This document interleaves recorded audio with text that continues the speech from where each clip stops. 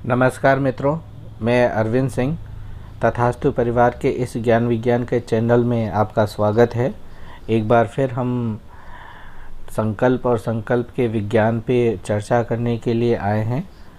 आप सब लोगों के घर परिवार में शुभ और मंगलता बनी रहे, ऐसी मैं परम परमेश्वर परात्मा से प्रार्थना करता हूँ। तो जैसा कि मैंने आपको बताया कि आज का विषय है संकल्प लेने का प्रभावी तरीका।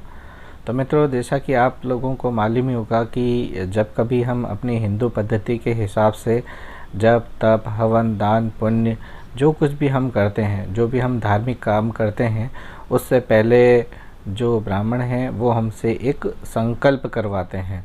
तो संकल्प का सबसे पहले महत्व क्या है, ये ज़रूरी क्यों होता है, क्या संकल्प के बिना भी इन सारे कार्यों का जो पुण्य फल होता है या उसका जो फल होता है वो हमें प्राप्त होता है।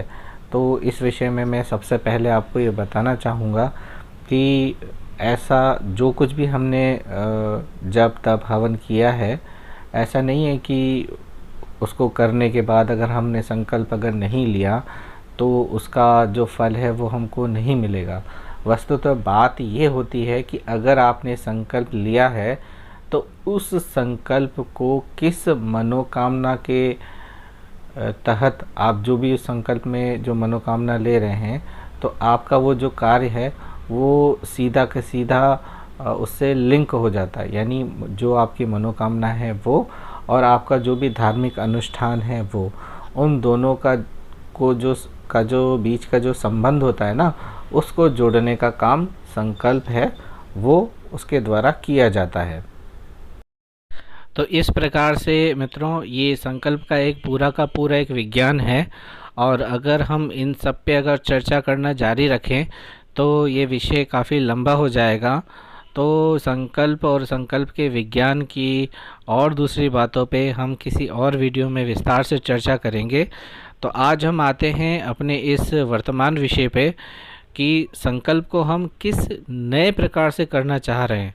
तो देखिए, होता क्या है कि हम जब तप हवन दान पुण्य जो कुछ हम कर देते हैं, तो उसके निमित्त जो भी हमारे इष्ट देव होते हैं या उसके जो देवता होते हैं, उनके हम प्रार्थना कर लेते हैं।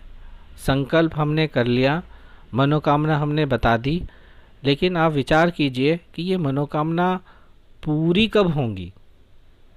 वो हमारी जो इच्छा है जिसके निमित्त अगर हमने किया है, बिना मनोकामना के किया है तो फिर कोई बात नहीं है। लेकिन अगर आपकी ने कोई मनोकामना रखी है तो वो मनोकामना कब पूरी होगी। बस यही एक ऐसा विषय है, यही एक ऐसा संबंध है जो हम संकल्प के बाद में जोड़ना चाहते हैं।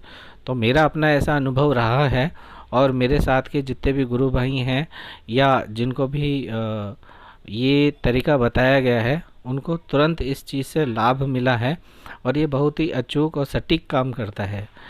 तो इसी बारे में अब हम आगे विस्तार से बताएंगे कि इसको अभी हमें करना कैसे है। इसको समझने के लिए अब हम एक उदाहरण लेते हैं, एक छोटा सा उदाहरण लेते हैं कि जैसे मैं अरविंद सिंह आर्थिक समस्या को दूर करने के लिए कोई दान कर रहा हूँ।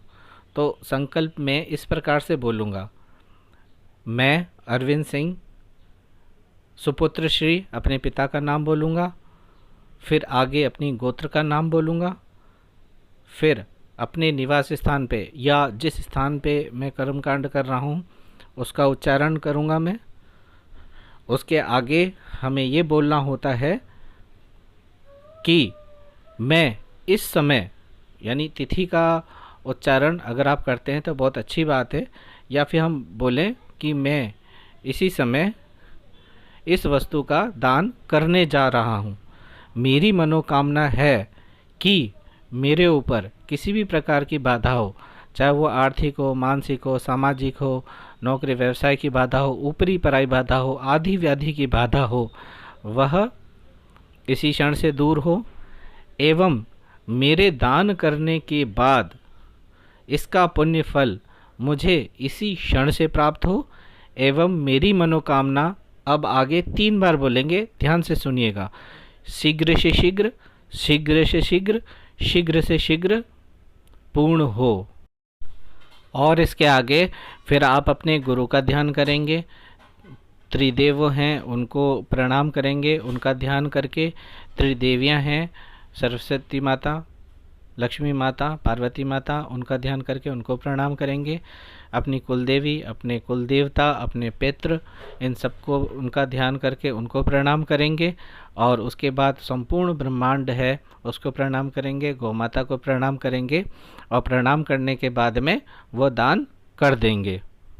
इसके आगे मैं आपको जानकारी देना चाहता हूँ कि इस प्रकार से संकल्प करके, चाहे आप हिंदी में ही बोल रहे हैं, दान करने से या किसी भी प्रकार का जप तप हवन दान पुण्य अगर आप करते हैं तो होता क्या है कि उस कर्म कांड का फल उसी समय फलीभूत होगा, ऐसा संकल्प के द्वारा आपने उसका मार्ग निर्देशन है वो कर दिया। और उसके बाद जो भी आपने मनोकामना बोली है, उस मनोकामना के ऊपर उसका जो भी पुण्य फल होगा या उसका जो भी तप का प्रभाव होगा वो होना शुरू हो जाता है।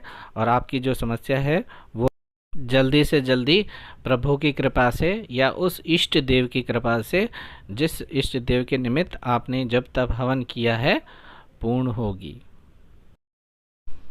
आपने मेरे द्वारा दी गई जानकारी को ध्यानपूर्वक सुना है, इसके लिए आप सब लोगों का कोटि कोटि धन्यवाद। एवं इस विधि को लेकर के अगर आपके मन में किसी तरह का कोई प्रश्न है, शंका है, तो उसके समाधान के लिए आप मेरे से संपर्क कर सकते हैं व्हाट्सएप नंबर पर, या फिर आप कमेंट सेक्शन पे कमेंट भी कर सकते हैं। उस पे भी मैं अपनी प्रतिक्रिया समय समय पे दूंगा।